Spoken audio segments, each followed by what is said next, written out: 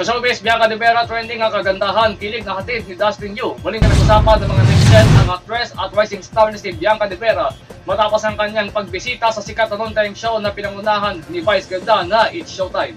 Sa isang iglap, naging viral ang mga kuhang larawan at video ng dalaga, lalo na ang isang tight shot na nagpapakita ng kanyang natural na kagandahan. Agad umani ng milyong-milyong views sa iba't ibang social media platforms. Hindi may tago ng mga manonood ang paghanga kay Bianca dahil sa kanyang fresh at nakakabighaning aura. Marami ang nagsasabing taglay niya ang kakaibang ganda na hindi nakakasawa at lalong lumilitaw sa harap ng kamera.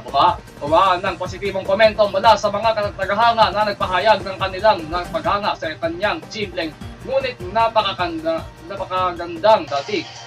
Habang patuloy na pinag-uusapan ang viral na picture ni Bianca, mas lalo pang dumagdag sa kilig ng mga manonood ang espesyal na mga sandali kasama si Dustin Yu.